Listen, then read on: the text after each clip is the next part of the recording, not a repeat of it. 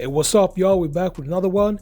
Let's check this clip out. The fact that those two candidates, one that's been indicted and ultimately convicted, who's been impeached twice, the other who's clearly lost his fastball, he's a bit considerably slower than he used to be. No shame in that. He's 81 years of age. We're talking about our president, Joe Biden. But the bottom line is that 2-3 minutes in, he froze. 2-3 minutes in, you were wondering, the panic mode hit because you were wondering whether or not this was going to be Mitch McConnell all over again when he froze during a press conference. It was scary as. And the fact that these are the two best candidates that the world has to see for the presidency of the United States might be one of the most embarrassing situations we've ever witnessed as a country. You know, I've been on the record and I've taken a lot of heat saying this, but the Democrats should be ashamed of themselves.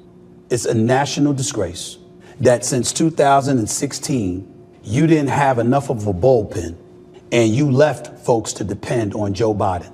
It's an absolute utter disgrace that he was on that stage. Maybe he can sit behind a desk in the Oval Office and he's still sharp enough to make decisions. But clearly in a live format with no delays and no insulation whatsoever, where you stand out there on your own, mano a mano, versus a Donald Trump, who, if nothing else, was sharp. I'm not saying he was telling the truth. I'm not saying that he was substantive in everything that came out of his mouth and he was honest and factual and all of that stuff, because we know that is never the case with Donald Trump. The bottom line is he appeared to be pretty sharp, lucid, aware, quick on his feet, etc. And to be quite honest with you, regardless of how disrespectful he appeared at times, I thought he took it light on Biden. It was that damn bad. Now, if you're the Democratic Party, you're going to have some people out there saying it was just one night and it was just one debate. Nah. What if Trump says, I don't need to debate again? And all we have to hold on to is what we witnessed, a brain fart within 3 minutes. Mumbling often enough where Donald Trump ended up saying, I don't understand what he said with that last sentence. I don't think he understands what he said. Where the nation is looking at it and you have pundits on both sides of the aisle looking sad and despondent. In Van Jones' case for CNN, he looked like he was about to cry. Other pundits were saying, where are the family members? How could you put your dad out there like that? How could you put your husband out there like that? If you're the Democratic Party, how could you put one of your colleagues and your contemporaries out there like that? What the hell is going on? What's going on? He's not what he used to be. Ain't Kamala Harris qualified? Westmore, governor of Maryland. What about him? Gavin Newsom, you gonna still keep saying, you ain't running, you ain't running, you ain't running. Nobody's gonna go to Biden and say, we love you. We appreciate what you've done for this country, your years of service. But please, it's time for you to step aside. We just gonna let him go out there like that. We just gonna leave him out hanging like that. You know how desperate that makes you look as a Democratic Party? I can say that. I don't care about people coming after me. I have voted Democrat 99% of the time in my life. The only Republican I ever voted for was Governor Chris Christie in New Jersey. That's it.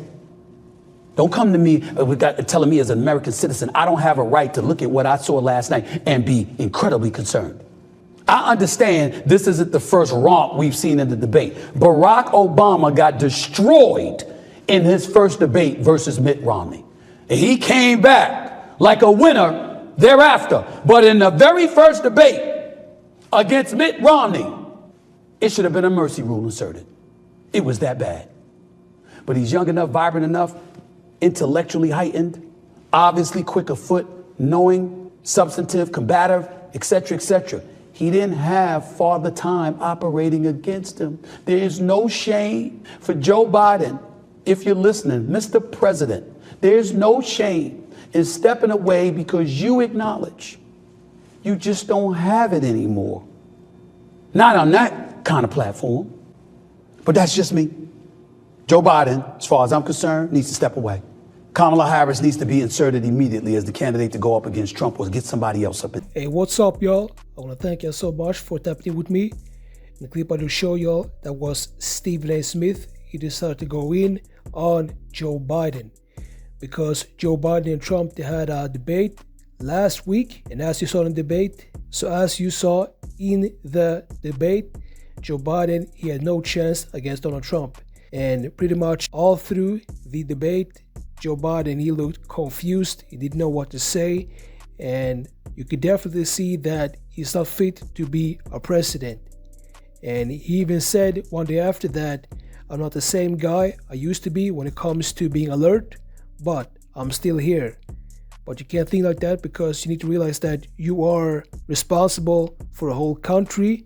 And you can't just say that I'm not the same guy anymore, I don't have the same energy, because how are you gonna close deals with other countries if you're in that state that you displayed on that debate? And not only that, we have seen for the past couple of 3 years that his health has definitely declined, to say at least. And Donald Trump and Joe Biden, that debate was seen by millions of Americans and also people all around the world, and they could clearly see that Joe Biden, he lost. And the Democrats, they were losing their minds afterwards. First they said that he was just tired, but then they admitted that Joe Biden actually lost. So I want to know what y'all think about this. Do you stand with Donald Trump or do you stand with Biden? Let me know in the comment section, and I'll see you in the next videos.